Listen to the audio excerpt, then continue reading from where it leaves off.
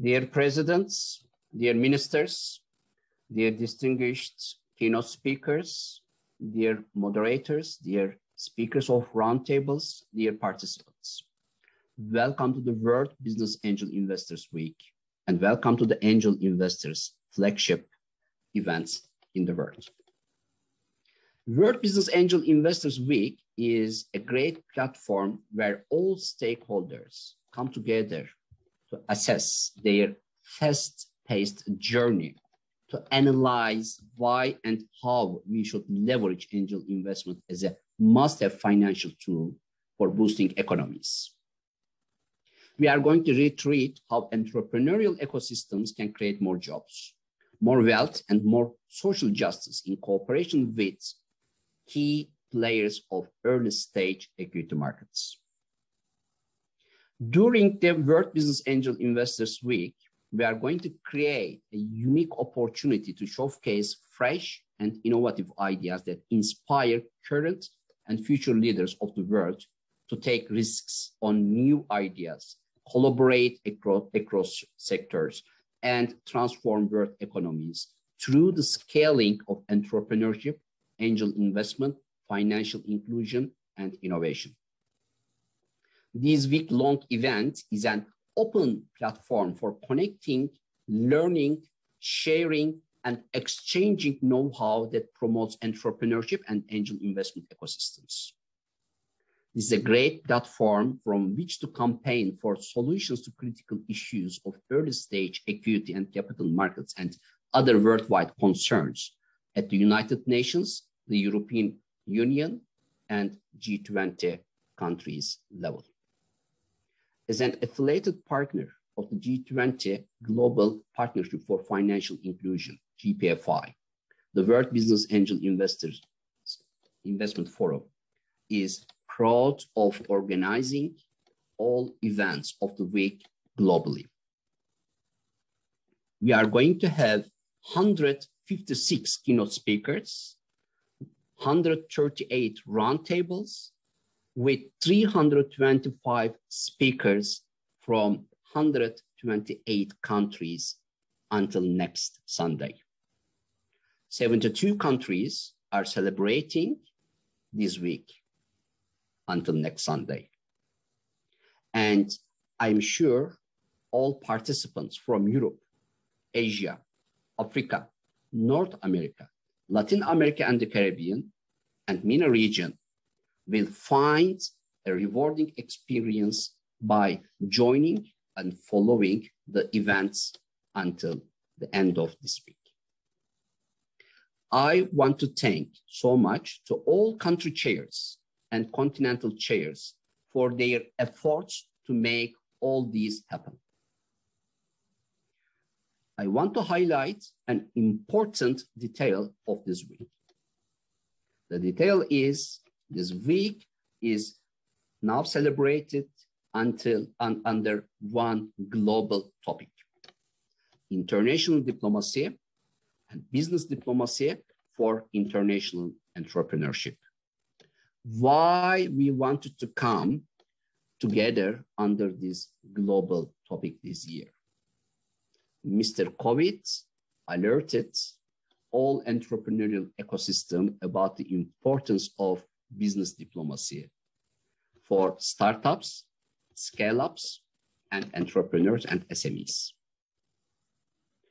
We are inviting all governments to consider including more financial support in their recovery plans against COVID-19 for entrepreneurs and for SMEs and for startups, because entrepreneurs of today need more support to be ready for post-pandemic times. Why? Because they are suffering. They are suffering financially. And governments should start immediately considering the importance of financial support for startups, because they are creating new jobs, they are creating new wealth, and they are contributing to social justice. So the WBAF board decided to invite all stakeholders under this global theme and invite all policymakers to take this important issue into consideration. Without financial support, entrepreneurs will not be able to transform their businesses digitally. Business transformation and digital transformation are two key words for entrepreneurs of today. If they cannot succeed, if they cannot achieve transforming their businesses digitally, they are going to suffer more in the future, which means governments will suffer too, because these entrepreneurs will not be able to create more jobs in post-pandemic times. We are going to host 80,000 participants this year from almost all continents. And it is a great pleasure for me to see all global stakeholders of the WBIF came together to really support entrepreneurs and startups. All events this year and always will be free for everybody who want to join our global efforts in this week. I am sure you are going to find a rewarding experience by joining this week's events. And special thanks are going to all country chairs and continental chairs who made all these things happen. Thank you very much and enjoy. Welcome. Well, this March, I remember because it was cold, dark winter here in Sweden. And I was on the phone. It was a late night. I was talking to an American angel investor. And we were talking about investing in a female-founded company here in Sweden. And in the middle of this conversation, we were talking about product market fit, about competitive analysis. And suddenly I stopped because I realized something. And that is that the WBAF is doing something completely unique. And the unique thing is that they are working for financial inclusion and also for a more well-functioning angel ecosystem globally. Because this phone call only took place because both I and this American investor, we were both part of the WBAF. So, what I claim is that the WBAF is both working on the macro level, like this Angel Week that we're taking part of now, where they gather key stakeholders around the world, and we talk about knowledge sharing and about making resolutions. But they are also active on the micro level, where it actually matters. And that is really, really amazing. And as regards that phone call, it also led to an investment. So that female-founded company, they got the seed funding that they so needed. And they also got a global network at that. And for the American angel investor, he got a chance to diversify his portfolio, both a new region to him and also a new sector. So it was a true win-win. And I can really say that I feel an obligation to really give back. Anytime I see a message from somebody who's a member of the WBAF or affiliated, I really try my hardest to help out, in particular network here in Nordic and my knowledge. So with that said, I'm extra proud to welcome you as country chair for Sweden. We're going to have 2 sessions with 2 brilliant keynote speakers and then 2 panel debates. I myself is Katarina Strandberg. I'm a business lawyer, angel investor, and also a co-founder of a female-founded startup. And our first keynote will come from a change leader. He's both extremely inspirational and knowledgeable. It's Paul Svensson. He's a business activist and chef. And he's going to focus on one of the financially biggest industries in the world and also one of the biggest polluters in the world. That is an industry that really needs innovation and scaling if we're going to find a more well-functioning and sustainable future. And after his keynote, he'll host a panel debate together with Isabella Moretti, CEO of Swedish Meat, and Ann-Katrin Totti, Director Brand and Insight, ICA Group, the biggest grocer here in Sweden. And after that, we're going to focus on another area where we feel that Sweden can contribute and knowledge share, and that's gender and diversity and inclusion. So we're going to have an angel investor star with focus on deep tech and sustainability, Annette Nordvall. And her topic is women supporting women, women as investors and owners. And after her keynote, she will host a panel with Mona Torell. She's the chairman of the Swedish Venture Capital and Private Equity Organization. And Joanna Redebrandt, an angel investor who founded a network for angel investors called Curious Investors, aimed to both educate and deal source find interesting startups. And also Maria Perez, a partner at a well-known private equity firm called Privec. And with this, it's my great honor to welcome Paul to the stage. Thank you. Thank you. It's a great honor to be here today. I've been looking forward to this occasion, actually, to be able to talk about my greatest passion. How to create food or, experiences inside the planet boundaries. And the quest is how we invest into a more planned-forward future. And to know that, you need to know what the boundaries are. And we've just started to look into something that actually UN provided us with, and that is if we would sort of work similar all over the world. And we are about 7.5 billion people today. If we would share the arable land all over the world, we would get 2,000 square meters each. Those 2,000 square meters need to provide us with everything that we want to consume. Of course the food, but also clothes and all other stuff that is sort of our everyday situation. On top of that, of course, we have the wilderness, we have the ocean, and of course we have the food tech to provide a very unique experience.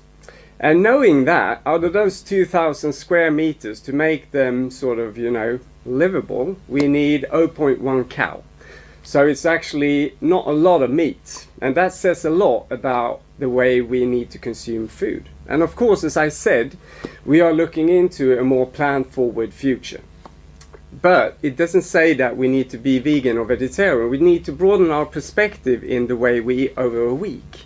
And we also need to broaden our perspective of what we eat and what we grow. And I want to show you a picture, actually. It's a beautiful plant, or a crop. This is a cauliflower. Of course, it's just down here. It's not a lot of cauliflower, because it's actually a flower. This piece of crop is actually a cabbage. And seeing this, you realize how little we actually eat of every single crop we grow, because the actual tastiest part of this cauliflower is the leaves, because it's a cabbage. We know for sure it's a cabbage, but we don't eat the cabbage, we only eat the flower, and that says a lot about how we use the arable land. So we grow a lot, but we eat not as much as we should. So if we have only 2,000 square meters, we need to start innovate in the things we already know about. Because there's so much obvious things there that we don't actually use today, that we could actually invest ourselves into finding innovations and tasty, really nice products that could be on the market tomorrow, because the crop already exists. So we need to be sharper. We need to find sharper ways of using our arable land. And by saying that, the most sold crop there is, probably on earth, but no, except after rice, of course, is potatoes. We grow potatoes everywhere. But we mainly don't eat them as potatoes. We eat them as chips or fries, which is interesting though, because it's super tasty. But the problem with it is that to be able to eat fries, you also need to grow rapes, or you need to grow sunflowers, because you need that specific oil. And if you've seen that crop, it's enormous. You know, the rapes is like this. And we only aim for the seed. And when we have the seeds, we press it. Maybe we get 20% oil out of it. And then that oil goes into a container to deep fry the potatoes. And we don't even eat the actual oil. We just eat the potatoes. So suddenly we are growing a lot of arable land just to get a function to deep fry a potato. Same thing goes for chips. The interesting part about this is that rapeseed oil is a beautiful product, and rapes is beautiful also as a small crop. So you can harvest it as a pre-season product. It tastes a bit like asparagus, but we're waiting for like 6 months using this enormous amount of arable land to get that specific seed, to get that oil out of it, to deep fry this potato. When we could use carbon oxide instead. There's some guys down in Gothenburg actually that has provided me with a fat made out of carbon oxide, which is actually almost the same thing as a sunflower oil. You could use the air instead to get French fries. That's an invention for me. That's worth investing in. And then we could use the rapeseed oil for something totally different, which actually we can experience the actual oil. I met this company in San Francisco ages ago that were aiming to do the most tastiest mayonnaise there is on the market, called Hampton's Creek.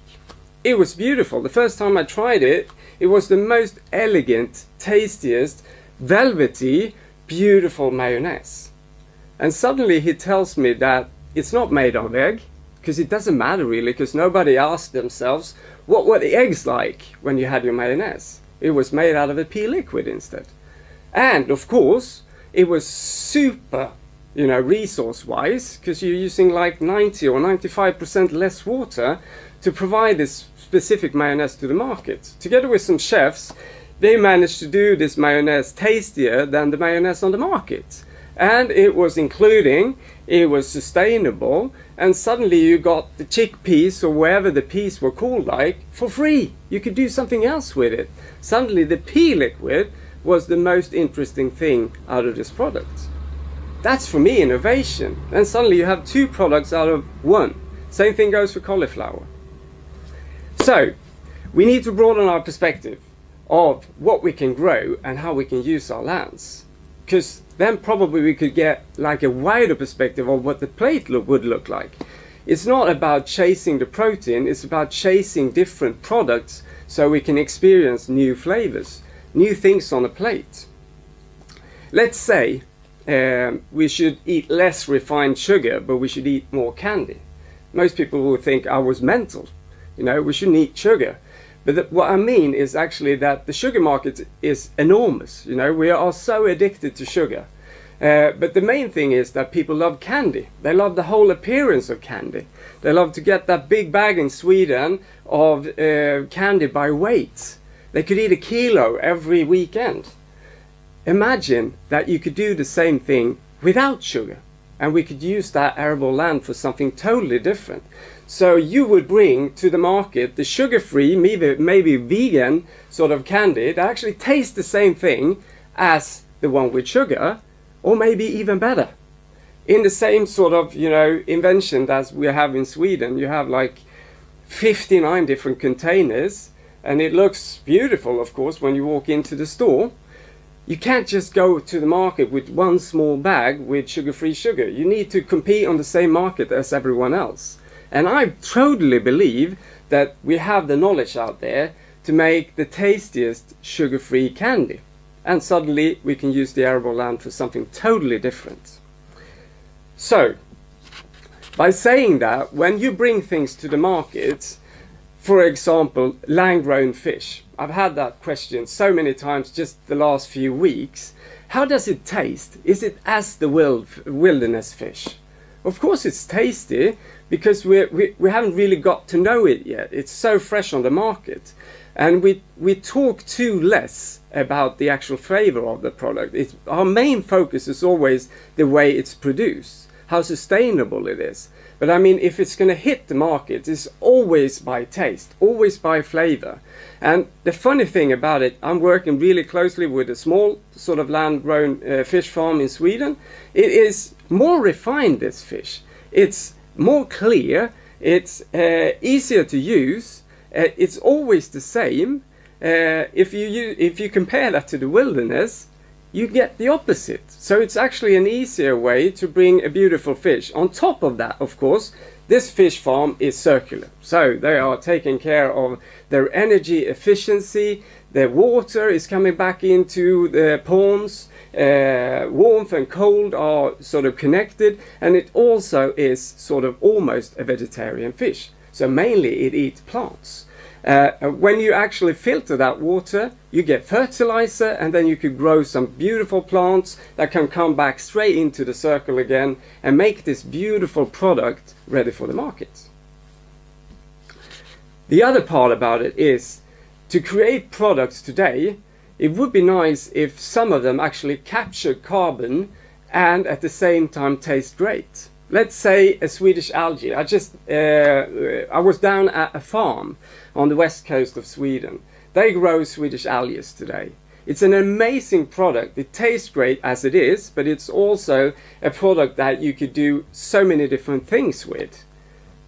But people are not used to it yet. So we need to package it in a way so people really realize how we can use it.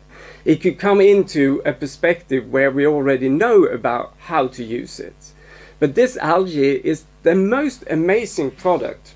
It grows on its own, it captures carbon, a lot of carbon, and at the same time it filters the water. So it does so many ecosystem favors, and at the same time it becomes this amazing product that we can make it into a refined gastronomy experience. We have perennial kale, we have perennial wheat that actually captures carbon. And at the same time, it provides us with the same product we already know about.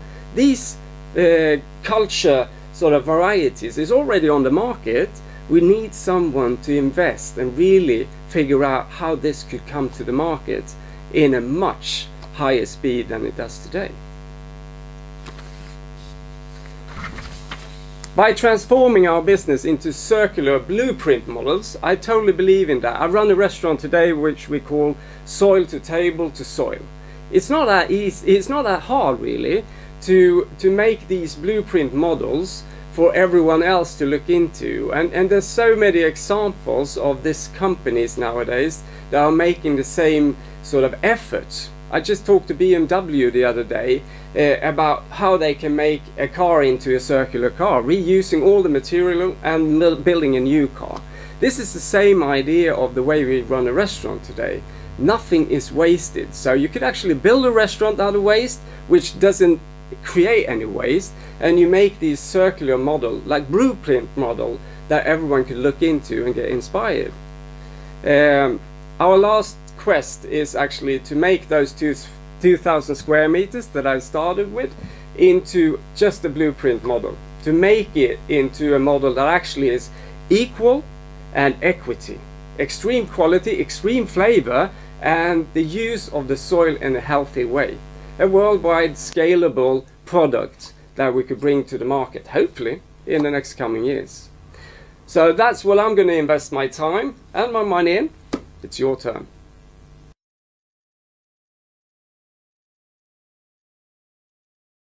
Warmest welcome to Ann-Katrin Totti, Director of Brand and Insight at ICA Group.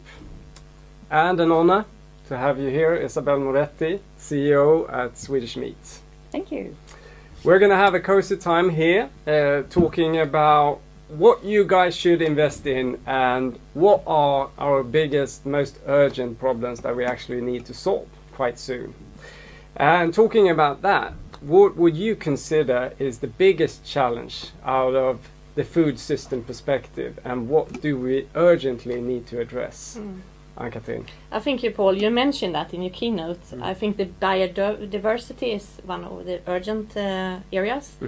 And if you look at the consumption connected to the biodiversity, we as consumer are really narrow in what we choose.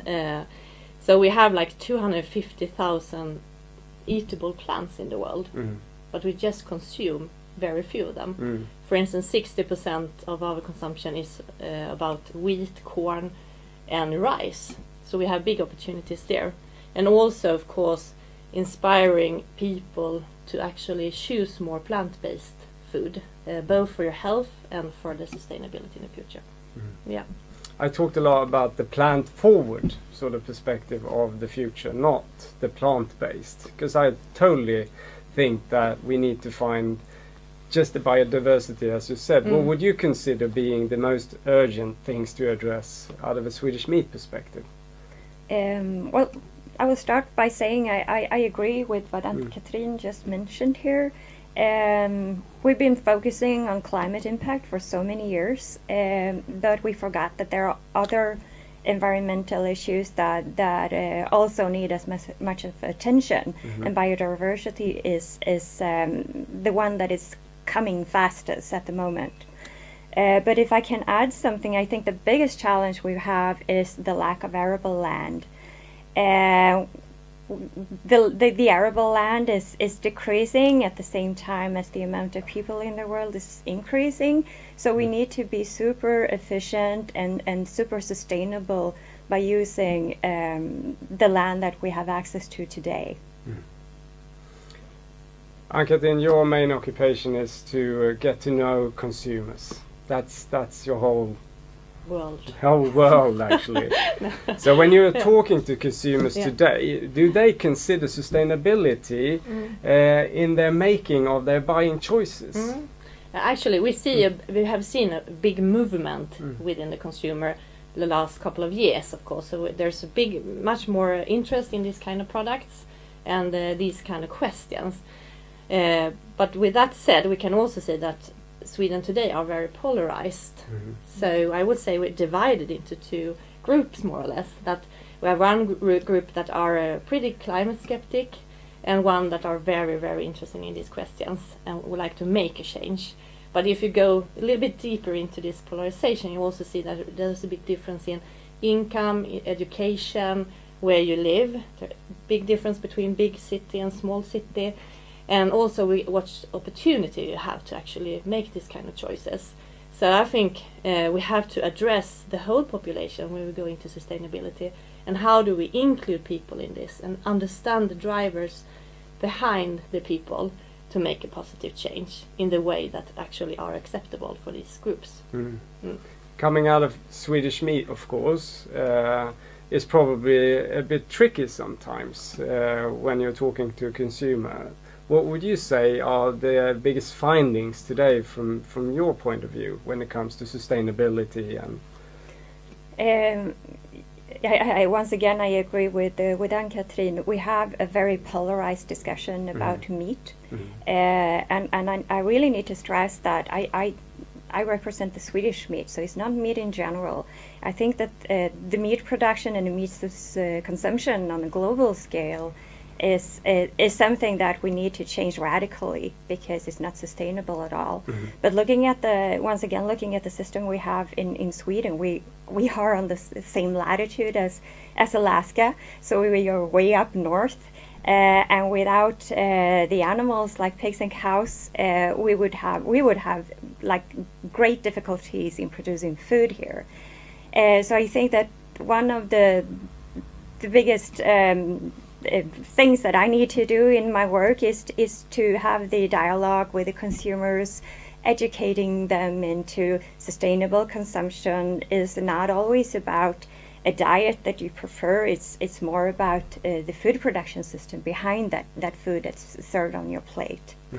But it's very polarized, and the level on how much insight you have varies a lot.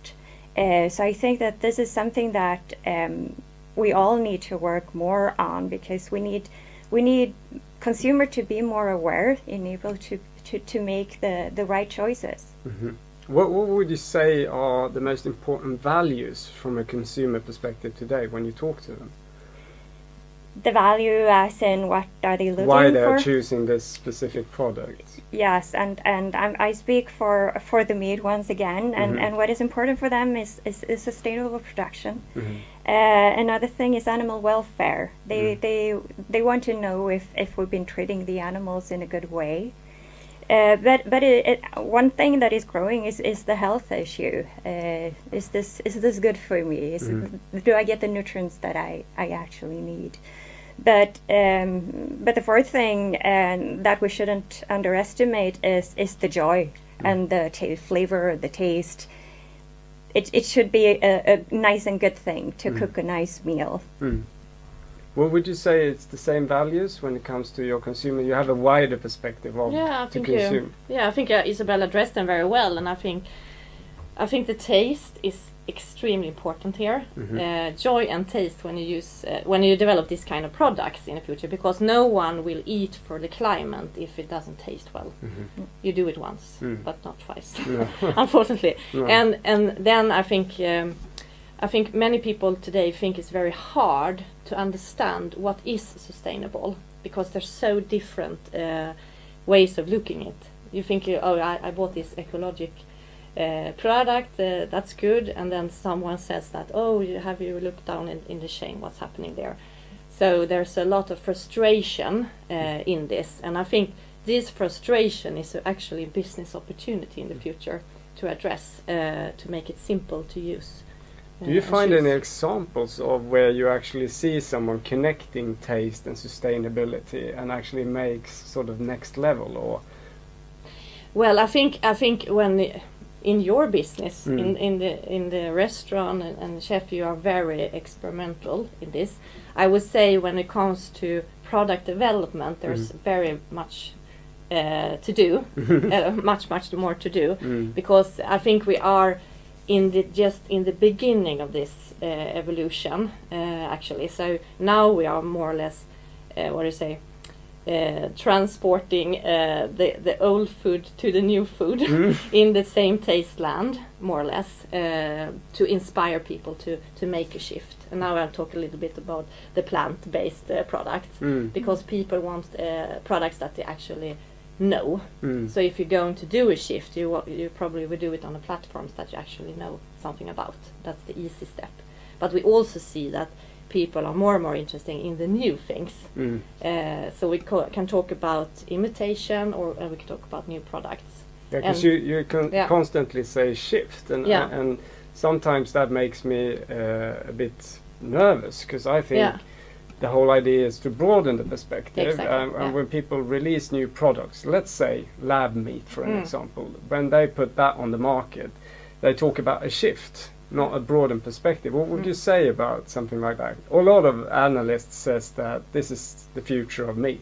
Yeah, I hope that we are clever enough that we don't change one unsustainable system to another unsustainable system.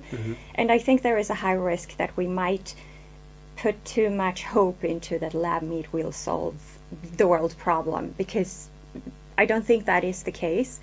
When it comes to lab meat, it's usually fossil driven, so you need a lot of energy to put into the system in order to produce the food that comes out of it. You also need to add the nutrients afterwards. So, and once again, these are nutrients that are made in an artificial way, usually fossil driven. I don't think we can get the volumes that we need. We still need to have that as something that complements the traditional food production.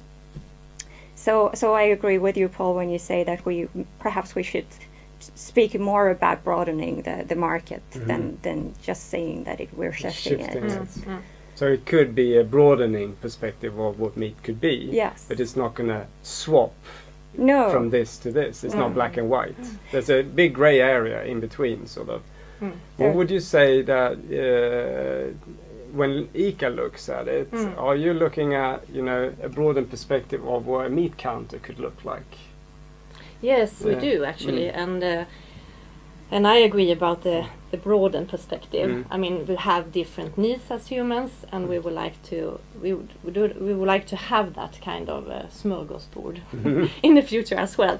But I think it's very interesting to actually meet up the consumer needs right now, because there is a curiosity. You would like to test the new things, some of the people. So when we go into the stores, we're actually elaborating and how can you in the future present the protein, for instance. Now it's something in the fruit and veg, we have the meat section, we have the chicken section. How can we inspire people to actually test amongst categories instead of one-handed? Could a meat counter be differentiated, sort of, in the way, so it's not only meat, it's like 50% meat and then it's 50% other things to broaden the perspective, and everything in that counter is great stuff. Yes, exactly. Yeah, that's what I mean, to have more thinking about the protein shelf, and then you have a diversity in that. If this is a tricky question. If you would be an investor today, would you put your money on lab meat, for an example? Well, I would do that actually. But I think there is many other areas as well. I think lab meat is interesting because there is an interest in it from the consumer perspective. There has been a lot of buzz around it and curiosity. And I think there is enough consumers today that would buy it. And I think it's a good idea. But I would definitely, as an investor, also investigate the opportunities in the, if I call it traditional farming, to help the farmers actually go into agri-tech and see what can we actually do that in a circular way. Absolutely. I just had a question today actually from someone producing protein, which makes me a little bit sad because it doesn't have anything to say about flavor. So would this protein be something you would like to try? No, I wouldn't really, if you couldn't mention the way it tastes like. Yeah. So it's also a way of how are we transforming things into becoming more of a gastronomy feeling to it and not just shifting things this for that. It's a bit tricky, of course. You know, the whole food system is super complicated. Would you say that it's ever going to be possible to be a sustainable consumer? I don't think we as consumer, not you, not me, not you, could be like 100% sustainable if we really, really want it. But I really think about the force, I believe in the force of small steps. So if everyone do small steps in this direction, that could have a huge impact tomorrow actually.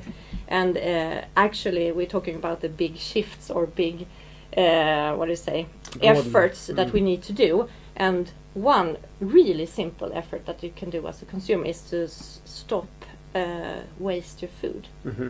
Start to eat it. Or don't buy that much. So if we could get that, that's like 30% of the production today that actually just go into the dustbin. What's your object about this? Do you think it will be possible to be a sustainable consumer? Well, I think the consuming, if you just look at the word consuming, it means that you take resources from one place and put it in another, and that can never be sustainable. That is the short answer. So no. But then again, we are living creatures on this planet, and we need to feed ourselves. And I think it's unfortunate that we have this discussion about how should we develop the food market. How can we make consumers be more sustainable or environmental friendly. At the same time, as you say, Ann-Katrin, we're wasting 30% of what we actually carry home from the grocery store. There are more people in the world dying from too much food than too little food. I think we increased our intake of calories with with 30 or 40% during the past 50 or 60 years. So we have this access to food. We have it all the time, and we're still struggling on how we could consume in a more sustainable way, which is a bit ironic, isn't it? So if we could respect the resources we have in a better way, if we could use the food in a more respective way, and the nose to tail when it comes to my sector, or using more of the vegetables or the plants or whatever, I think we would make a huge step. But most of all, like increasing the respect for food as a resource. I think that is the most important question that we need to address, and that's very urgent. Talking about waste and the same object as you were talking about, you see a lot of businesses talking about they're going into some sort of circular economy. They want nothing to get wasted in their sort of circular business idea. What would you say, is there something that we're going to see a lot more of? And would you like to see a lot more of that sort of, the startups or new businesses coming to the markets that actually have an idea of not wasting anything? Is that going to be like, out of an environmental perspective, the most important thing to actually reach the market? I think is one factor. Probably doesn't have to be the most, but I think that we all have a responsibility for making it circular as much as possible. And we have tried out that at ICA several times, and when you do this, you have to have really good cooperation in the whole food system. It's not like one single person that could sort this out, even if you feel that you're big in your area. So the cooperation in the food system is important to understand where the waste is. And we did that together with the Farmer Institute in Sweden. When you mentioned nose and tail, it's funny because we identified an area where actually they were guinea picking from the from the cow, for instance, and then there were a lot of waste. We couldn't use it as a food, so we started to buy all the whole animal and did the products for the whole animal, which gave the farmers a feeling of I can really do a more sustainable agenda here, because I know that I can sell the whole food or whole animal in the future. So this system thinking, I think it's very important to get in. But when you look at a farm, for example, not only the actual animal, the way the farm is run, do you think that's a factor to take in count, that this is a future company because they also work with the farm in a circular perspective?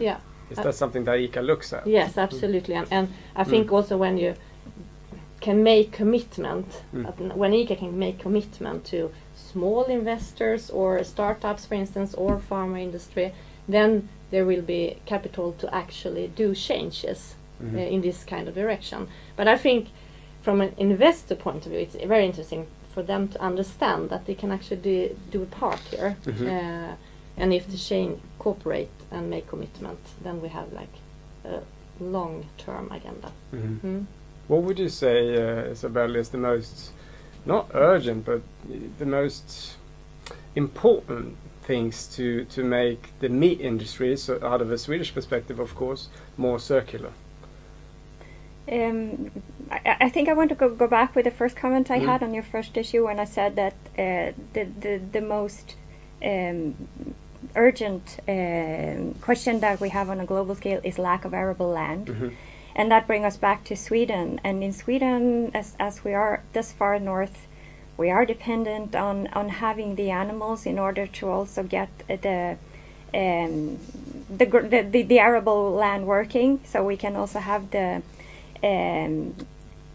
växtodlingssystem. I'm sorry. Agricultural system. Sorry. Working. So we're super dependent on it. But then on the other hand, we're also dependent on getting the fossil fuel from somewhere else in the world. We get our fertilizer from Northern Africa or Russia. We got our pesticide or herbicide from North America or China.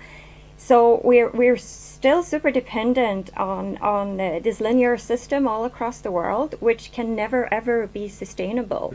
So if I would look into where we should make investments, I would say like making the circular system close, even closer to the farmer. So we need to solve these questions closer to where we are, closer to where we have the production, which is a huge challenge that we have. So close the system closer to the production and also closer to the consumer, instead of being dependent, because it makes us one hand it's more unsustainable, on the other hand it makes us also more vulnerable. Like for now, for instance, after the pandemic, we see that the energy prices are rising, we see the prices on fossil fuels are rising, and the farmers are struggling in this country. They're not sure if they're going to make it or not. And it's not because the problem is they don't have the arable land, they don't have the animals. It's because they're dependent on the fossil fuel, which the energy, is actually. The energy. Yes, and we cannot afford these kind of problems. We need to find solutions. So put investment into finding these solutions instead. This is mainly for you, Ann-Katrin, because I'm very sort of passionate about finding ways to reuse. We're also looking into, out of my businesses, how we can make the whole business into a compostable business. That everything comes back to the soil. Is that something ICA is looking into sort of deeply with all the products you're bringing in? How many products is there in a big store, for an example? Yeah, well, we have like 20,000. Yeah, so 20,000 products coming in with a package somehow. How important is that for ICA Group? And if you are launching a new product on the market, how important is it that something could be reused or something could be compostable? Yeah, I mean, that's a very good question, actually. And to understand the ICA business, we are the grocery store, of course. So the main part of our products are from the suppliers, and then we have a part which is our own private label, and we have so we work very closely to our suppliers when it comes to our demands on packaging, but we need to go in front with our own private label, of course. So we have a high agenda when it comes to shifting the packaging right now, the plastic part of it, and also make that more sustainable. But it's like Isabel is talking about the meat debate. We also have a package debate in Sweden. Sometimes you think that, oh, it's wonderful to go and buy the tomato in natural, laying there on the store on the shelf without a package. But actually, if you look at the food waste, if you didn't had a package, you actually had a greater food waste, which is worse from a sustainable perspective. So you always have to balance these kind of efforts. But with that said, you have to work with the package as more better package. Yeah. But let's say so then we can put demands on our suppliers in that. When we have that agenda, and we make the shift in our own assortment. Would you consider it as sort of a primary target if you are looking into a new product and someone says that we've reused something that would have been thrown away and packaged it and made it into something really tasty? Yeah, absolutely. Yeah. But you also have to, as I started with, you have to understand the consumer. So it needs to be a product that are something that people would like to have, and then we have a very big task to encourage this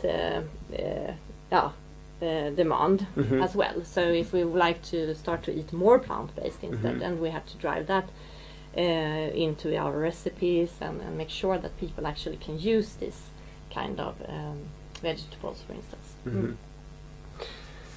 All right.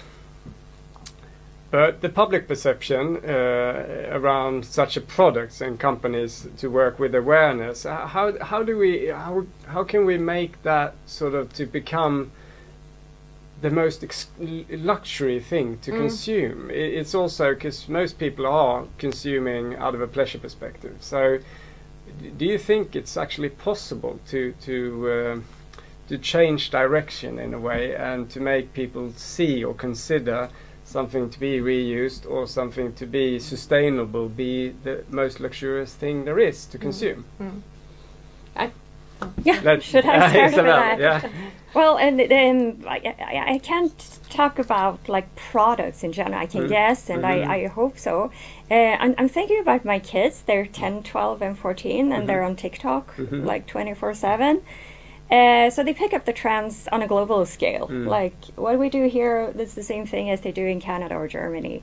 It is just the same, and it has both when it has to lifestyle, but also in eating. So if I go back to the eating, like a lot of the trends when it comes to eating is based on like mango or avocado or almonds or whatever, and we don't grow that here. No. We don't have it. And I saw a figure, someone counted on how long did this pokeball travel when it was served here in Stockholm. And it turned out that they said 2 laps around the globe, which is quite far. On the other hand, if you would have chosen something that is locally produced, that is produced in season, like we're in fall time here, so I mean we have a lot of food right now. So that would be that is something that I'm hoping for, that we can make it super trendy for kids to choose food that is in season, close to where you are. But I don't have a solution on how we can put that on TikTok so they can pick it up. But we should work on that. yeah, totally. Yeah. But I think we have evidence on that it actually work. I mean, if you look at Tesla with a bright idea and how that actually has impacted the whole car business. And you can see, now I'm talking about the polarized Sweden. We can see that half of Sweden, there is of course a status today, an identity that you actually are more sustainable. That's something good to be. So of course there's a lifestyle in this, and it's more obvious, I would say, in the big cities. So if you live in south of Södermalm at Stockholm, for instance, then you are really sustainable. And that's if you wouldn't be there, you actually wouldn't be in this social context. So it's a lot about social context that you say could be digital or in the physical world as well. Everyone knows that we need to find a way to change best practice, of course, because to be able to move in the right direction. What areas would you say, if you're an investor and listening to this, what areas would you say is most urgent, or new innovation areas which we should address or actually put our money into as soon as possible? You get the question first. I got the question. Well, I think again it's a lot of what we have talked about, more or less, like the agriculture, the biodiversity. I mean, there's a huge need for innovation, how we should produce food in the future in a sustainable way. So that's just to grab, and there's bits and pieces in that.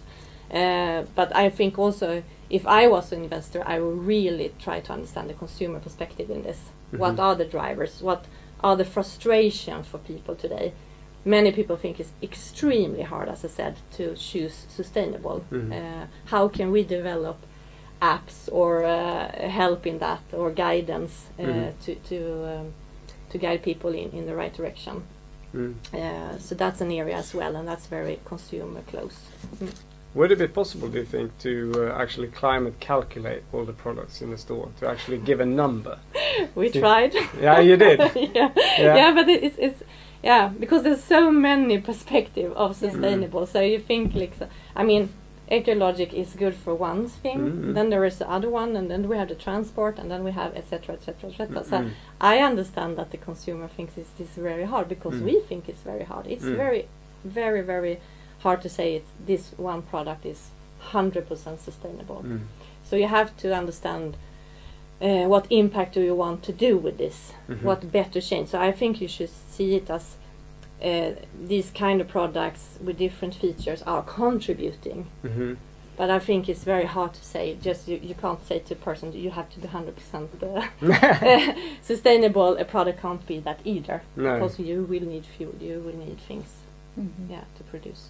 Would you think it would be a good idea, for out of the meat perspective, to actually have a climate calculation on that Well, we piece do. of- We do. We do Yeah. have that. Yeah. So it exists, and we can say that when it comes to Swedish beef, for instance, we're 40% below the global average, and that has to do that they're dependent on the pasture. So we let our cows eat grass because that's what we can grow here. We can't grow anything else. So It's also a carbon trap, so it's not bad to grow grass. no, it's not. It's not. It's super good. But yes, it is possible to count. But it's the more we know, the more we understand that we know so little when it comes to trying to understand the climate or the environmental impact on our living or on our consuming. But if I can add something, what I think one should invest in. I hope that we can move from just adding more and more and more and letting the market grow, and instead making it like also economically values into zero waste, into circular system. But this is the tricky part, because you make the money into like putting the production where it's cheapest in the world. That's how it works. This is how the world works. And if we ever are going to solve the problems we have, we need to break that, and we need to make it like economically worth it. But it's super tricky. But I still believe since we realize that we are globally attached to each other, and we get super vulnerable when something during the pandemic, for instance, when these flows don't work anymore. So perhaps we're having a window of opportunity now into changing and putting the production and the whole systems closer to where we actually consume them. I hope that.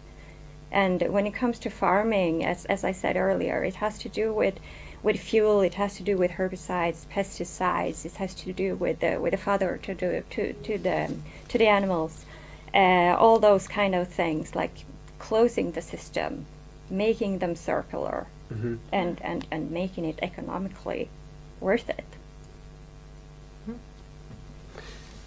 I talked a little bit about how we can make sort of carbon positive products for the future. Would you say that the broadening perspective of what we're going to grow, what we're going to preserve, and what we're going to eat and consume, is it possible, at least at ICA, to look for products that actually are carbon traps, or capturing carbon, so it's actually a positive way of running a company? Do you think that it's a reasonable way to think as an investor, to actually look at products that it's not only neutral, it actually has a positive impact when have you seen any products like that coming onto the market? Not top of my mind right now, but I think I think we are, if we look at what are expected from us, then I think we have passed being neutral to positive in everything we do. So I think many companies, including us, is more looking for how could we be climate positive. So that ends down to the products, of course, that we do together with the suppliers, but it's also how we operate our total business. So there is a consumer expectations, I would say, on being positive. And of course there are products that are contributing to that as well. And we have also stretched our targets, just to understand that we would like to reduce the consumer's basket with 50% when it comes to that's a good task. That's extremely challenging task, actually. And we have colleagues in the world that do that, like Tesco, for instance, in the UK. And then we have to motivate the consumers, but we also have to make a change together with our suppliers, and it could be in the package, it could be in the actual product. Would you say that out of the perspective of partnering up, I have this really silly idea of, you know, a cow farmer connecting to an airline, which actually are just releasing carbon, and an agriculture system could, you know, trap carbon. Could we see different sort of collaborations in the future to actually make a few companies better together? Yes, we need lay, for an example. Yeah, we do. And you were asking about if you have like climate traps, and you mentioned lay, growing grass, growing trees. There we have it. So more of that, and yeah, I mean there is work. If you look at the European level, like within the Commission and then the Parliament, that look at exactly what you do. Can we have like systems where we buy and sell quotes? So how much we can let out and not. I think it's difficult when it has to do with the food production system, because I think that in the end that is the only sector where I think we can allow it being a climate impact, because it has to do with the natural system, like the soils themselves let out methane and those kind of things. Whilst we should be able to solve the transportation sector, for instance, or constructions or whatever, we should be able to do that. We should be clever enough as human beings to solve those problems. So I mean, the development is moving radically, and you change your basket with, was it 40%? 50%. 50%. I mean, that's just until 2025. That's just super good. And and it's the same as you look at the society in general in Sweden. I think we reduced it with about 40 or 50% during the past 20 years. So we should just continue that path. But then again, I think that the only sector that we can allow a climate impact from is the food production, because we need food. We can't drink rainwater. That's where you get like the zero impact, but it's not very healthy for us just to drink rainwater. All right. It's been a super interesting discussion, and we're running out of time. Any last advice for all the people out there, investors or innovators, that you want to give them before we end here? If I was an investor, I would be very thrilled about projects that actually connects different kind of competences. So I think we have to leave the traditional food system. If we get engineers working with the cars, we get the ones that actually paints out the societies, etc., different competences. I think we could have solutions on all these kind of questions and make it faster going forward. Forward. What about you, Isabel? Any last advice? Yeah. Well, you can put your money into lab meat if you think it's for fun and for a good thing to do for a while. But I would still say that the agricultural system that we are so dependent on it. So let's continue innovating within that system and make those systems more sustainable. Hi, I'm Annette Nordvall. I am the chapter president of Kretzer Forum Nordics. I'm the founder of Cross Nordic Capital, and I'm a busy chairwoman. Thank you so much for inviting me. I'm very excited to be here today. It is a very, very strong subject that I'm actually about to empower, which is very odd for me to feel that this, but I think it means a lot to me. That's the reason why.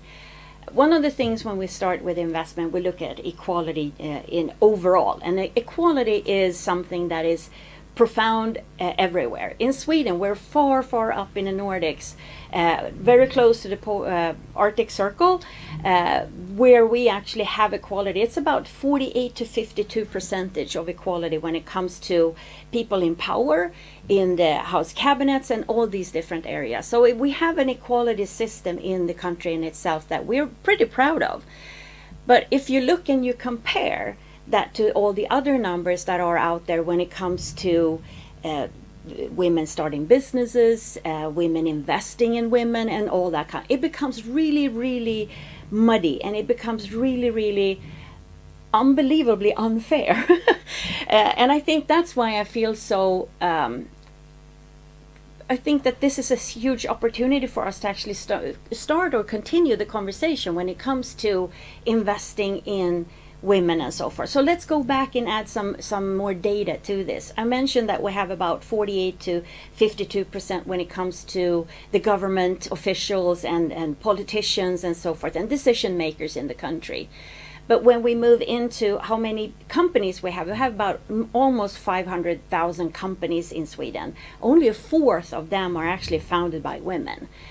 So if you look in then and you go into the stock exchange here in Sweden, for example, you can see from the small list, which we call First North, and then up to the large cap, it is actually around 25% of those companies, on an average, give or take a little bit, that have women that are the founders or are CEOs or decision maker in the top of those companies. Also, of course, share women. That is sort of the numbers that we're looking into. So when we move into what we are investing in and who am I'm actually an investor. I've been doing tech investment for over 30 years. I do it together with my husband, but it's me who run actually the opportunities, and I fund the companies, and then I use his expertise and services and so forth to be able to empower the innovation, because I really like hardware, and I also really, really like opportunities when you can shift from dirty industry today, which means for us here in Sweden, steel making and mining and stuff like that, into a better opportunity for the environment, impact in a sustainable future, and that is huge, and it's very, very important to me as well. And I don't think that almost any companies today in Sweden, especially in the Nordics, that are developing things, don't think that this will be something that is sustainable for the future or empowering new industries and so forth. And when you're looking into investment overall, generally, when I look into what I'm investing in, I never look into actually who is the founder until I actually like the innovation. Well, you know what I'm saying. Of course, I look into I meet the entrepreneur, and I meet all the people around and so forth, but I don't decide my investments based on if it's a woman or a man who runs it. I actually base it on the technology in itself, or the purpose that it actually moves innovation forward in the world. Obviously a sustainable world, and then everything around that. So it becomes really complicated when we're talking about women investing in women, or also one of the pet peeves that I actually have, or I think several of us that are investing that are women and are joined in the angel networks and collaborations and so forth, that we need to invest in women. So we feel guilty when we don't do it, because that's a huge challenge.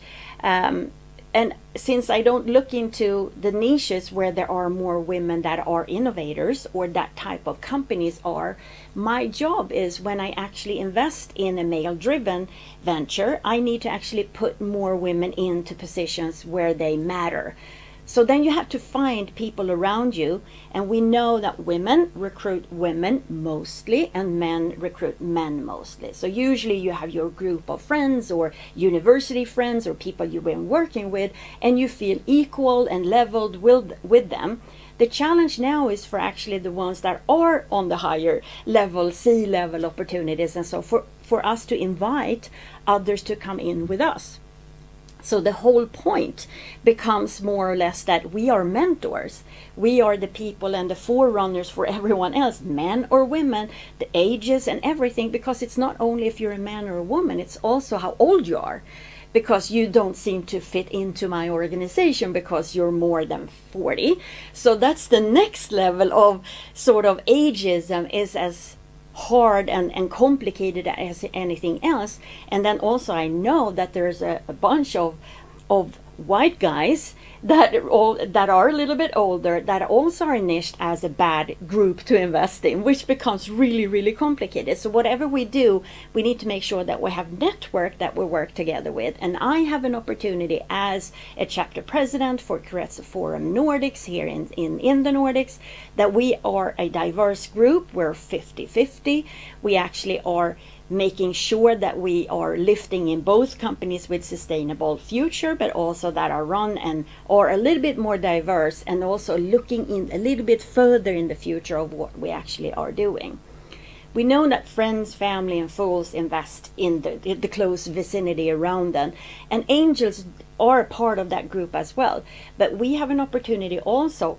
Some of us have done some money in prior lives, so we actually have the opportunity to have this as a lifestyle.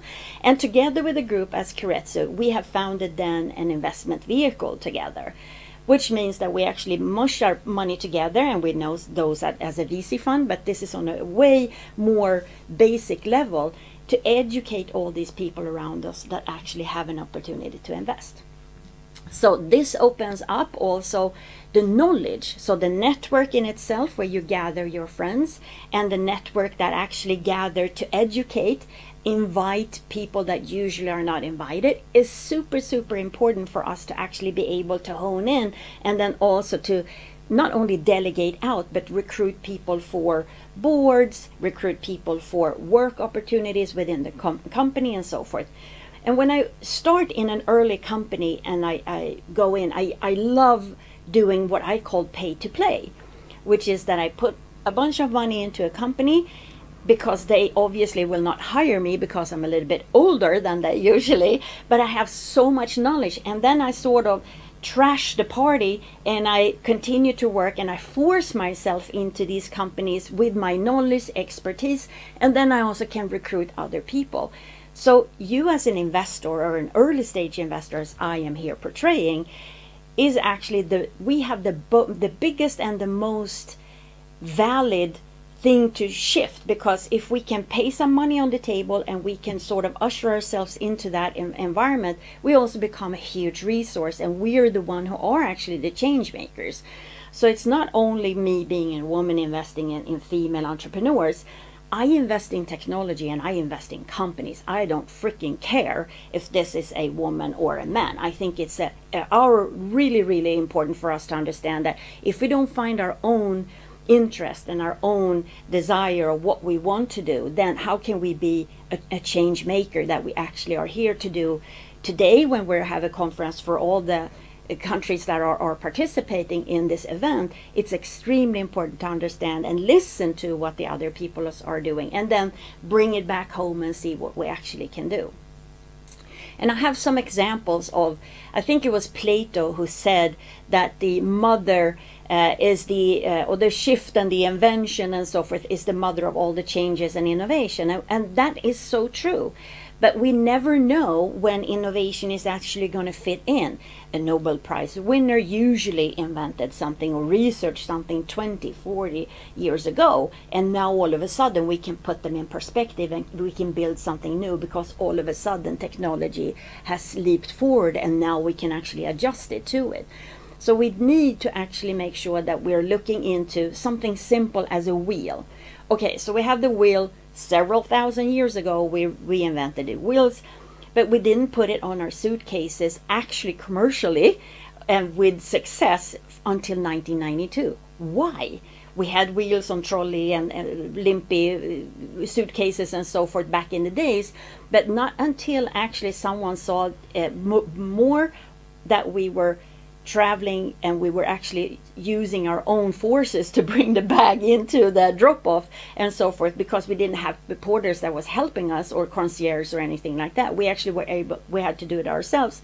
It was one of the pilots and one of the airlines in the US actually put together from a really, really simple trolley solution, and then he put a helicopter kind of handle on it, and all of a sudden he could fit his big bag into the cockpit, and all of a sudden that was how we actually came in with the innovation of that bag. But it was because he really needed something to be innovative and invented at that point. And I think that's the whole thing with everything that we do. we have a really cool panel here today, and the group that we're talking about is actually from different angles on the industry here in the Nordics. I represent on the early stage, but one of the things that we have is to discuss, and also not to solve everything or come up with everything, but we need to make sure that we invest in what we understand, and that network in itself is one of the most important fields. So what is the question, and what can we actually do?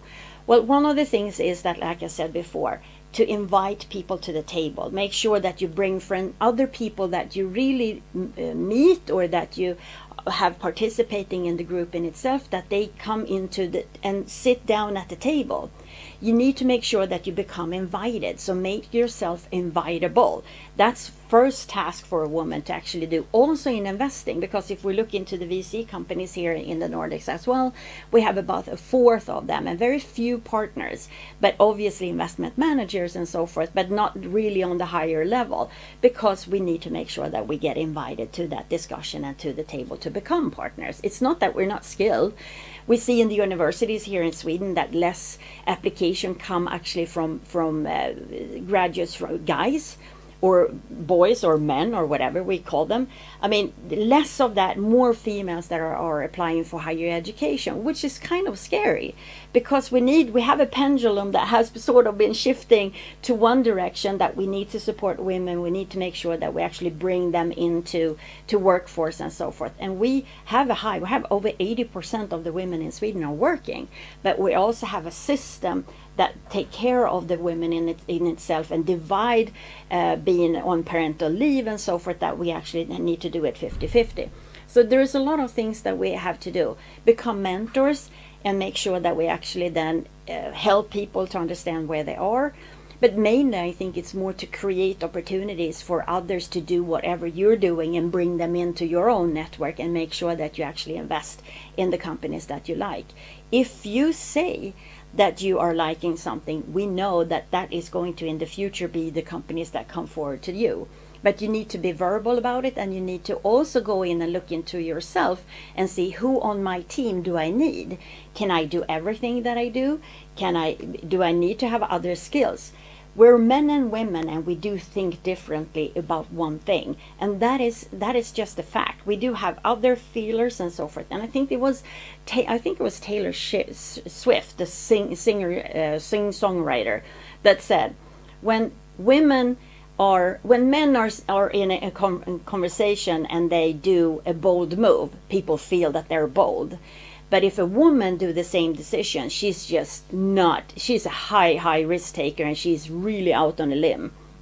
In a conversation too, when you have other opportunities and so forth, we're always asked different questions. So if you have a journalist who's asking men and women, they never ask the same kind of question. They want to have the same answer, but they will never get it, because the questions that they actually ask are different, taken into that person. So with no further ado, I actually would like to bring in my guests, and I would like for them to come in here and also have a conversation over what we can address from their different experience, and what they feel are the most important components to move the pole a little bit further, and then make sure that we're unified. Thank you so much, and I look forward to the continued conversation. Fantastic, and here we are together with the distinguished panel. I would like to very briefly introduce yourselves. I will tell you who you are, but then if you can just tell a little bit about what you're doing and why we are here today and for the conversation. And I was starting with you, Mona-Lotte. You are the chairwoman for the Swedish Venture Capital and Private Equity Association. Could you please tell me a little bit what you do? Yes, I am on the board since 5 years on the Swedish SVCA Association, and I'm the chairwoman since 2 years. And I've been in the private equity industry for the past 12 years, and I enjoy the investing in the growing companies and the contribution that we can do to the society in investment in growing companies. And I am, in my operational role, I am at an investment company called Stena Sessan, which is a newly formed family-owned company in the Stena Olsson family, and we invest in long-term and responsible investments in companies. Fantastic. And we're going to dive into what you guys are doing with reporting and so forth. But I want to jump over to you, Maria, and sort of, you are a partner and you are also an investment manager at Privek, which is a private equity placement firm. Can you tell me a little bit what you guys are doing and what your days look like? So my name is Maria Pers Holstrom. I work for Privek. We are investing institutional capital into mainly Nordic growth companies. So what we're looking for is a company that has substantial revenue and a sustainable and profitable business model to invest alongside, usually with other entrepreneurs or families that have started up their companies, and help them. We follow them for about 5 years and help them develop their company and focus on sustainability, both regarding the business model, but also regarding the environment, social questions, governance, and questions like that. I'm very excited that both you guys are here, or girls are here, because this is the topic of sort of our panel is around, you know, work environment, equality, and then also why there is such a discrepancy in the market, not only in the world, but also, of course, in Sweden, even though we have a kind of equal system that we are we're equality and how we divide household time and so forth for maternity leave and so forth. We know that in the level of the on the sea level where we actually are, it's very complicated because we don't have anyone to actually on the private side to help us with our other the home life and so forth, which is a difference, I think, also in this in today's market. I would say that's also one of the reasons I feel that we don't have that many business leaders that are women, because it actually takes a lot of effort to both juggle your career and then also have a family. But Monalot, I know that you guys have done a report that has been sort of a really nice ripple effect of the conversation about why we invest so little in women and entrepreneurs here in Sweden. Can you just elaborate a little bit about that ESG report that you have? Yes, there was a report that was produced by the members in the private equity industry in Sweden on the sustainability in Sweden and how the private equity and VC companies work with sustainability in Sweden. And the aim was to show how we work with it and also the results.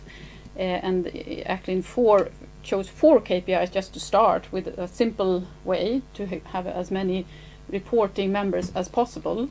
And one of the KPI was how diversity and women in the portfolio companies and in the private equity industry.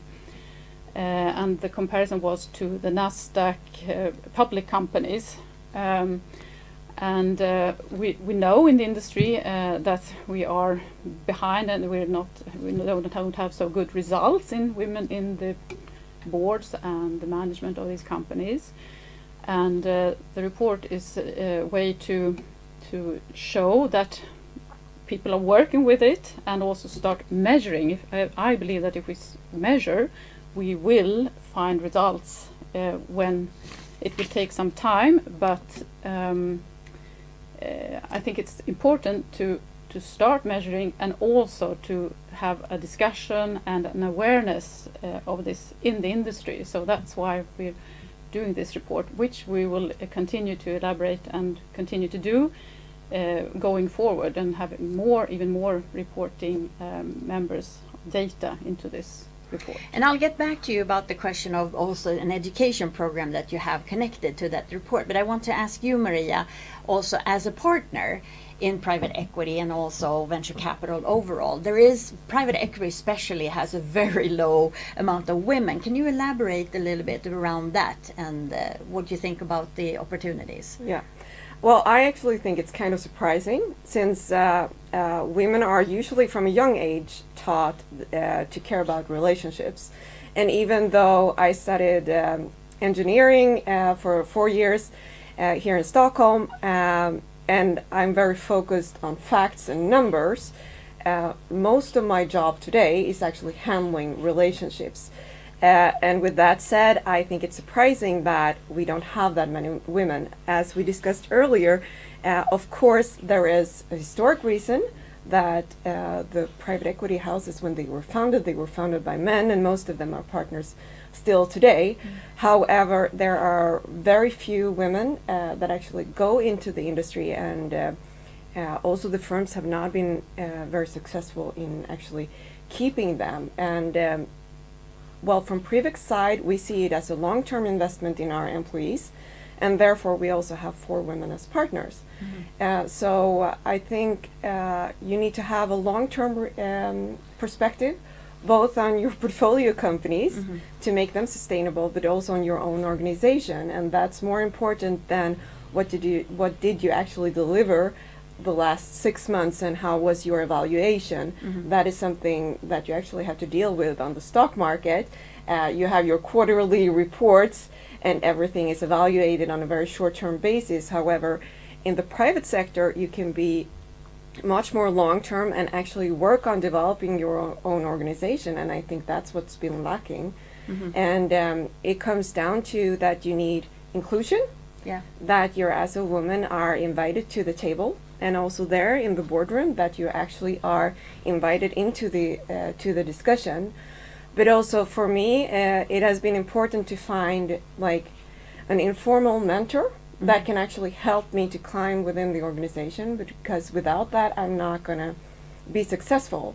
So I need to expand my network and make sure that I have enough contacts, both internal and external, to be successful. And that's not that easy if you're not invited to the table. Exactly. And that, I think that was the conversation we had before over that if you're not part of it, how can you actually shift it? But you guys have started a collaboration with NASDAQ on an education program together with the reporting, right? Yes, exactly. So one thing is to have equal opportunities in the board and management to start measuring so that we have them there. But once you're there in the board and the management, it's a question of awareness, and we have this unconscious bias, and the initiative with NASDAQ and the firm and the educational firm called Albright that are making an education on this unconscious bias. Why are we selecting men or women when we recruit?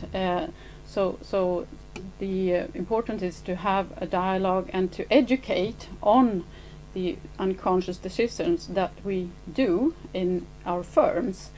And this initiative is to all the companies on NASDAQ to go on this education, or part of the management teams to take part of this education, and also for the members, the private equity industry that are not listed yet, but it's important to start when you are a startup company and growing. You need to have this awareness of, we should have equal opportunities in our management and board, and to have people from all different kinds of backgrounds. Right.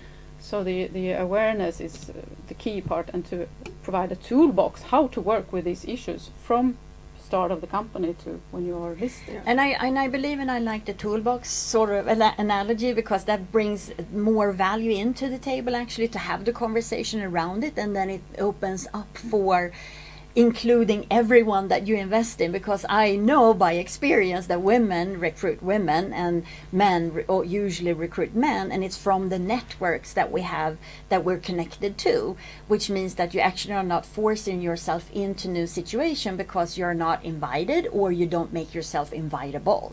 And there's a debate, of course, of that, but the unconscious bias is not only if you're a man or a woman, it's your age, it's your religion or your background if you're from another country and so forth, or you just have a different name that we know that you're going to be excluded in recruiting and ever. So do you have any comments on that? Yeah, Maria? and I would say I don't really agree with you, because I would say men recruit men and women recruit both men and women, but we also, as you said, need to broaden our perspectives and recruit people with different types of background. And that can be different types of men with different backgrounds, or women, or however you want to divide it. But you need to be more open to other perspectives and people that does not think exactly like you do. Right. I went to Stockholm School of Economics, and like if you look at the private equity industry in Sweden, a lot of investors have gone to that school. Yeah. I think it's an excellent school, but is that really a good thing? Yeah, right. Probably not, because we all have the same perspective. Right. Yeah, and then we're going to miss a lot of opportunities. There are a lot of companies that will not develop in the way that they could. Right. We get back to that unconscious bias because we Right. like what's familiar to us.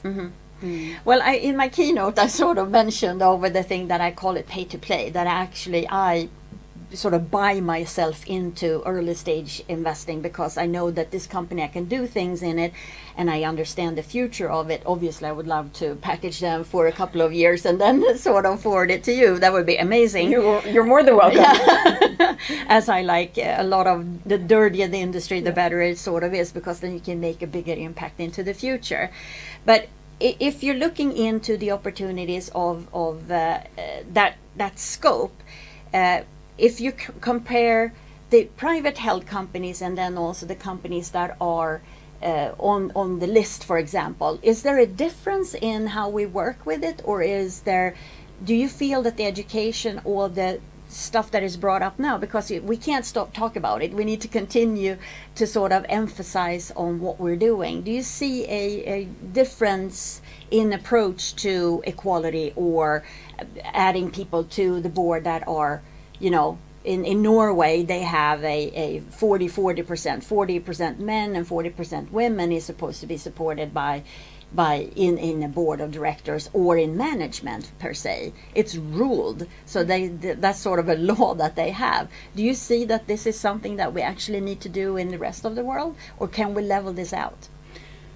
Yes, I think the pressure is there from, if we see, for example, for the private equity industry, we are investing in companies and we need the pension money and institutional money to invest, and the investors, they put pressure, and the awareness is coming from, I mean, the capital has power, so if investors put pressure and we want to see inclusion, we want to see equality, and they start measuring, then the private capital will also have to adjust and have to put pressure on this. And I think private equity owners are very well equipped, because we have a long-term view and we have often 100% ownership, where we can actually decide that yes, you need to have 50% women in the management.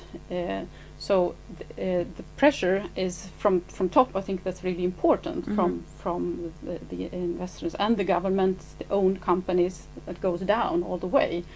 And private equity have by ownership the possibility to make a difference. It takes time. Yeah, but Yeah, of yes. course. No, but I think, as you said, when the investors start asking and measuring the private equity industry, that's where we also see a totally different different funds in the market that have started, that are focused on these type of questions, not just diversity, but like impact, if you see it as a broad spectrum.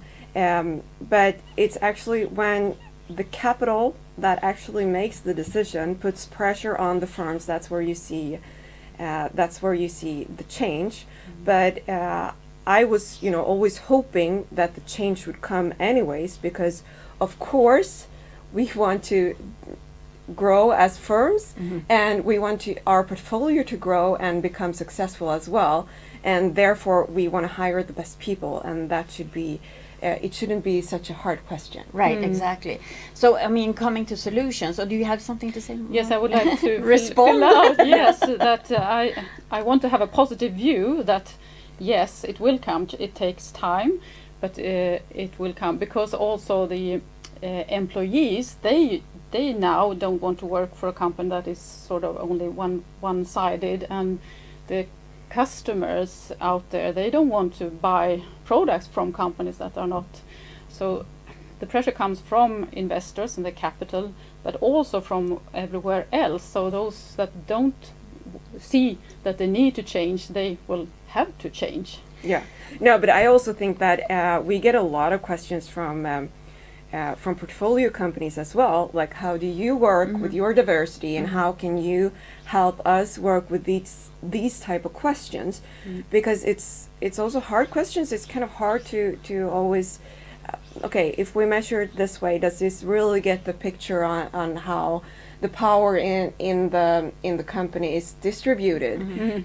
So it's not just a question regarding numbers, it's also a question regarding the power, and our portfolio companies need their help, and we are going to be, if we want to become successful in the future, we also need to work with these type of questions. Absolutely. Yes. And one of the things too is when you look into equality and reporting, and you look to diversity and sustainable, because we're all moving a little bit faster now when it comes to that.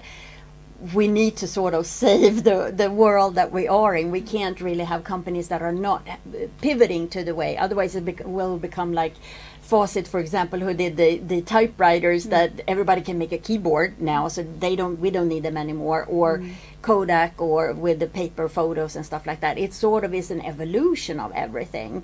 But if we sort of talk about solutions or things that we feel that this is something that we see is happening. I know that pay it forward is very easy. What we're doing here today is a kind of a pay it forward attitude, because we're now making sure that the audience understand how we're working in Sweden, and maybe also together with the Nordics. But is there anything else that you feel that we need to make sure that we continue to do? Because solutions is always better than to just state that this is the status and this is where we are at. What do you see in the near future of growth or shift and so forth? Do you have anything? Yeah, I think it's important to continue the awareness and consciousness and the discussions around these issues, and also for the investor industry, women investing in women entrepreneurs, which is a debate also, which is very good. Why do not women entrepreneurs get capital as much as the men entrepreneurs do? And to find out the reasons why this is the case, and discuss and how can we actually coach women to seek capital. I think and that was a report, Mona Lott, was it Albright or was it Ownership, or who did that reporting? No, that was actually a study from the Europe Business Angel Association. Okay. And how could we have more women investing? And the results of that was actually that role models, to find more role models for women investing. How can you do this? And the other thing was the network, to find entrepreneurs and find other women to discuss with, and obviously we're standing at Keiretsu here today, which is an international network for angel investors, and it is a world organization, and we have 58 chapters, and it's really 3,000 members of investing. And here in the Nordics we're 50-50, so we have more or less women. I think we have a little bit more women than we actually have men right now. And we also have like you said, the network of investing together, because Cross-Nordic Capital is actually a tool where you put in, and we actually have a process together, we have discussions and so forth, because we need to learn. And it's also one of the conversations you and I have, Maria, around money.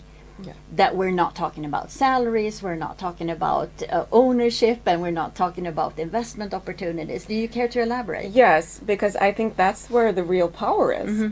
If you actually want to be well, you said pay and play, right? Yeah. And that's how you actually get into the boardroom and actually have a saying, that you actually come with money, and with that comes power. It also comes as a responsibility, which I think we should take very seriously.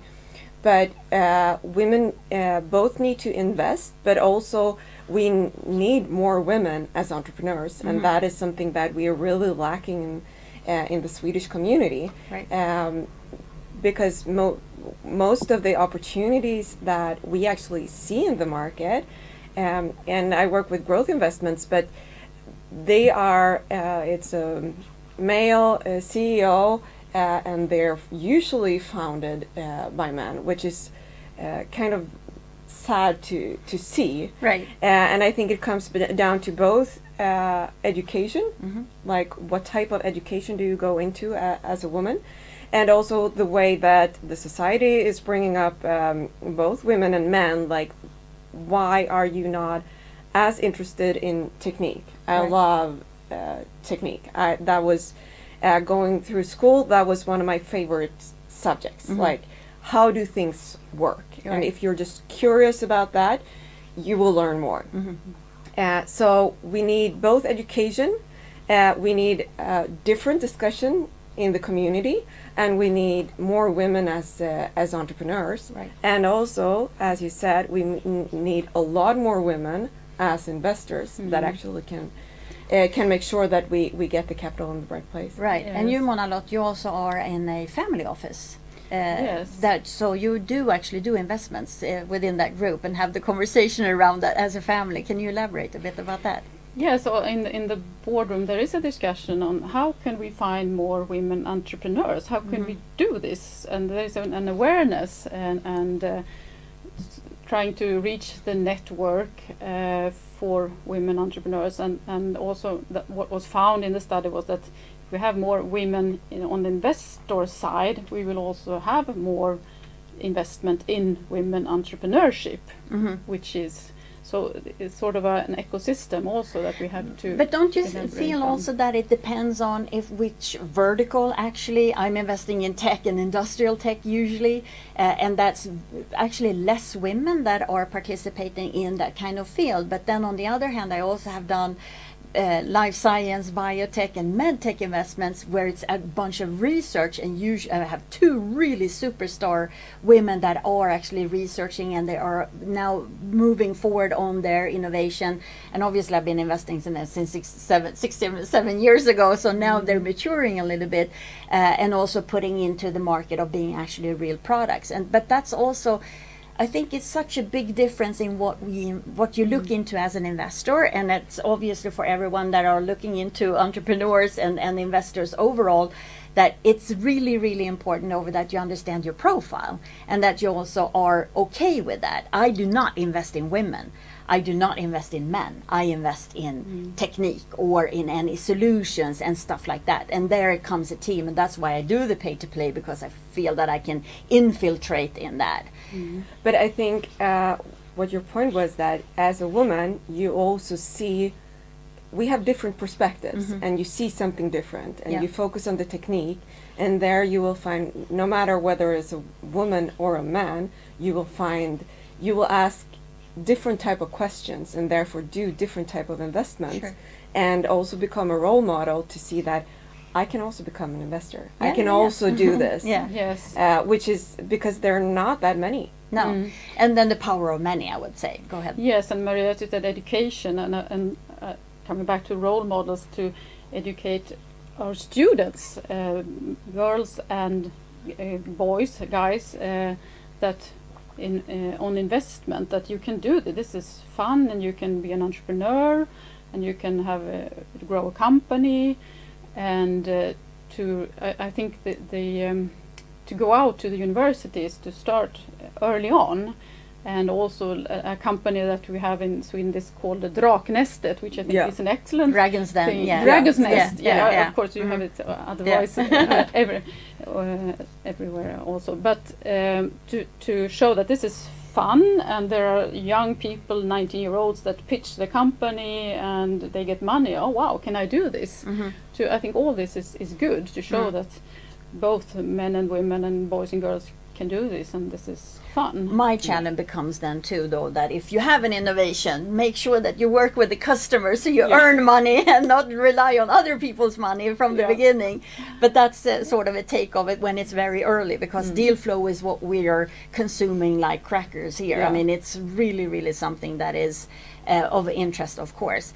Is there anything else that we should think about when we are talking about money? Because it's all about earnings, and it's about savings, and it's how you actually take care of your own economy. Because there's been a conversation in Sweden and the Nordics that we have a challenge with that we don't save enough money as women. How can we fix that? Is there anything that we can do regarding that?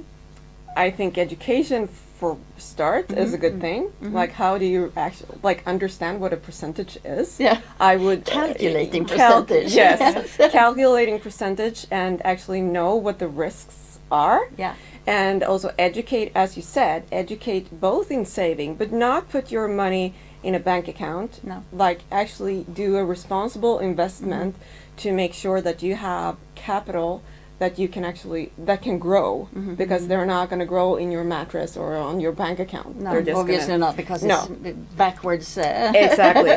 So we need more education and make sure that people. It's fun, and it's fun to take at least some risk. Yeah. But make sure that you have. First, you need your savings account, and then you need to save money so that you actually can invest. Yeah. And you need to have a long-term perspective on that. Yeah. And as a startup, just as you, Anna, said, you actually need to consider not just your product or your solution, but actually what is your business model? Yeah. And how will that become sustainable? Not just in the next couple of years, but for a long term. And that's where you're really going to be successful in the Dragon's Den, or when you come and seek new capital. Yeah, absolutely. Yes, and may I add also to the education on starting perhaps on the stock market with like 1,000 kronors, just to learn how does this work. And in the unlisted, how can I invest in unlisted? Well, together sharing risks and having this network to discuss what is the business model of this company. Is this interesting?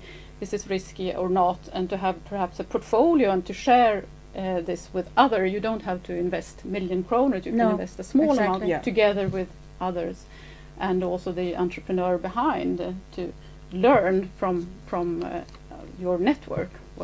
What is a good business model? Yeah. Yeah, and I think you mentioned it a little bit, Maria, about risk versus guessing, and that's one thing too. And we can always guess how the future would look like, or we can sort of look at the science fiction movie, and then we sort of go like, maybe we should fly eventually, or maybe we're going to talk in a mobile phone, because Star Trek was actually the one who actually announced the flip phone, I think 10 or 15 years prior to it actually was built. So it's more of like, how can we, if we have fun with it, because this is fun stuff to understand what we're going to eat, what we're going to do, how we're going to move, how we're going to drink, how we're going to dress. I mean, obviously, if you look into a Star Trek movie, we're all going to be super slim and walk around in overalls. I don't know if I want that, but it's more of like, how can we shift that into something that is sustainable? And then being fortunate living in the Nordics or in Sweden, that we also have higher quality, that we have all these different things. It's always an opportunity for growth in everything. So I don't know if you care to elaborate on anything like that around future and what you see. If there is a shift, can we participate? Will our kids be the ones who are, I mean, I'm a proud mother of 2, so obviously I feel that they're going to be good guys moving forward, because I drilled them on everything, but not necessarily maybe on money so much that I should. How should we do?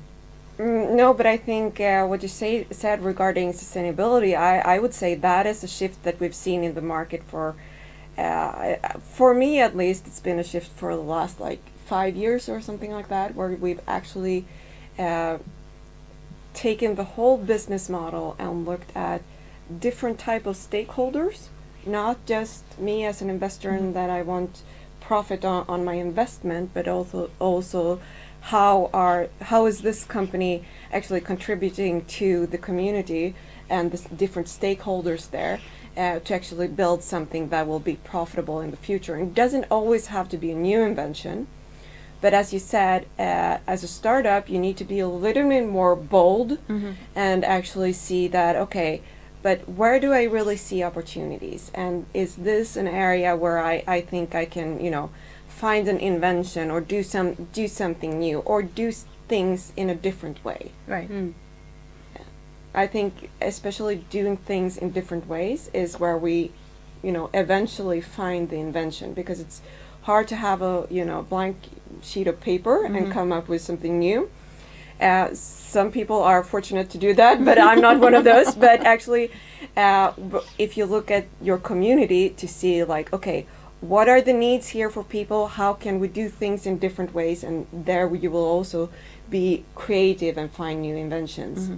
What do you say, Yes, I agree with you, Maria, that to be an entrepreneur or to invest in entrepreneurs, I mean, that's a huge opportunity to, it's fun, and it's a huge opportunity to really contribute to, I mean, a sustainable future, to find a company or an innovation or a scientist that have an idea that want to make a better world in every angle. It's to provide equal opportunities for all. I mean, it's really the new generation, and I'm also proud mother of 3, and all these they want to work with good things, and they really, it's in their DNA with the young generation. So I think it's an opportunity to work, to have the capital or to be an entrepreneur, to really find the innovations that will contribute to make it more efficient or less use of resources or whatever.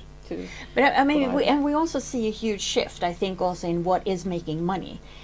Because the generation that are growing up now are really rebels. They're actually the ones who's going to move us forward into a sustainable future. They're already done Fridays for Future, and we have all these school strikes and all kinds of different opportunities to actually save Earth. And here we are trying to invest in companies that are saving, production needs to continue, I mean, we still will continue to consume things, we need to take ourselves from point A to point B and so forth, but we're trying to make it in better innovations.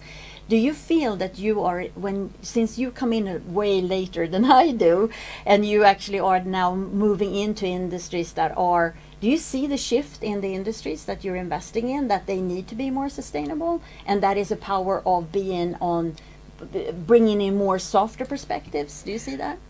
Yeah, I believe so. And I work with a company that is in the steel and aluminium industry, which is, very traditional. Yeah. But they, to be competitive even in a very traditional environment, you need to actually consider these type of questions. Yeah. And there it's also a sales argument for them.